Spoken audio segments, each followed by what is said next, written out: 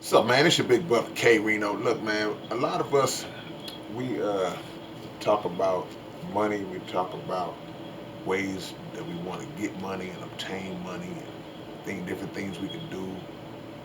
But it started making me think about something. I started thinking about just many of us who are adults, many of us who have um, been in the money generating game for a long time, or even for a small amount of time. You can be 25, 26 years old.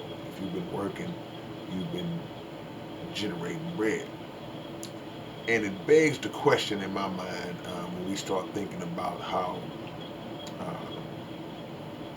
much we would like to have more money and all these different things. And we start thinking about our collective economics as a people. And you start to wonder, man, how much money have we really just blown and squandered off in our life?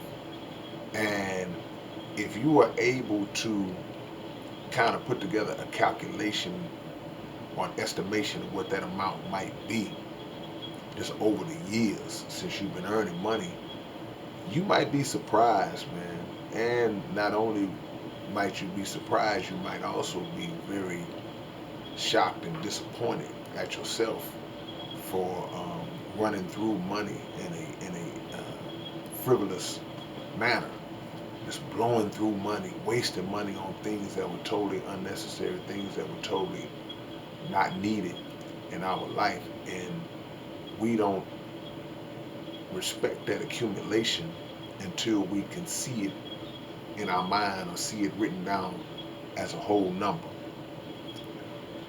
I was watching this pawn shop show one time some years back, and I was watching them and a customer haggle back and forth about a price, about something that the customer was trying to sell, that the customer was trying to sell, and that the pawn shop guy wanted to buy.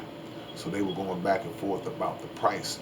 Once they negotiated down a little bit, it got to be about a $5 difference in terms of what the guy wanted to pay and what the other guy wanted to receive. They was off by $5. They was haggling behind $5.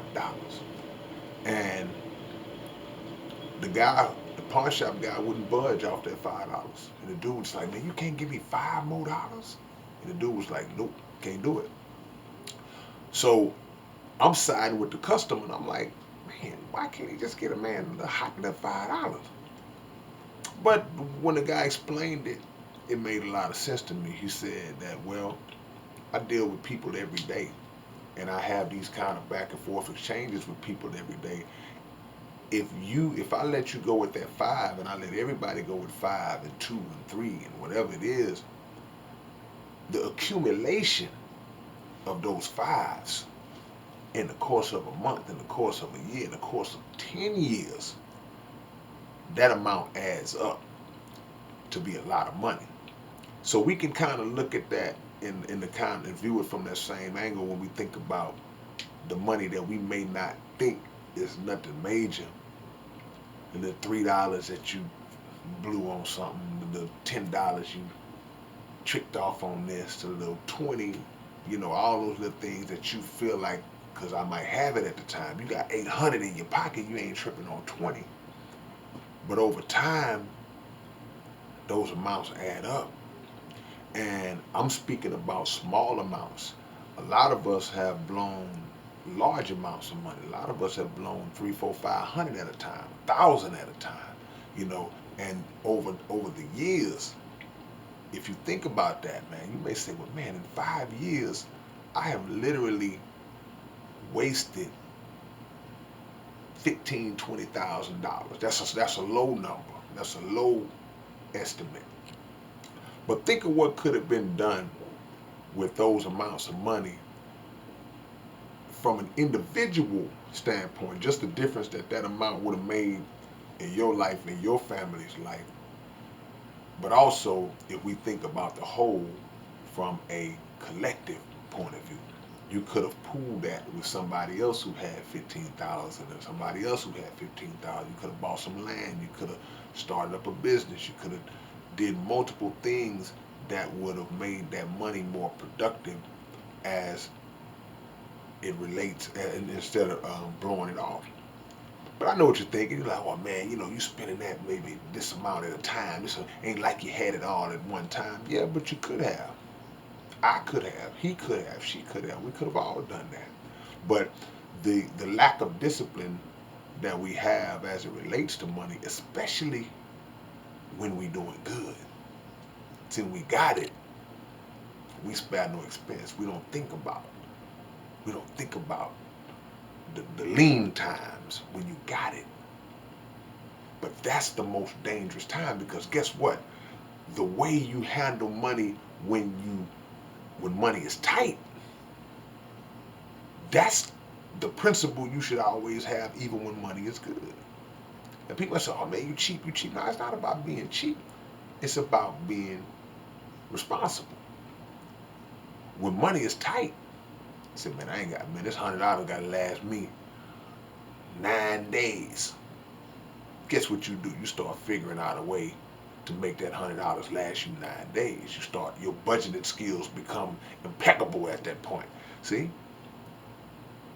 But we should have those same uh, principles in place with big amounts as well.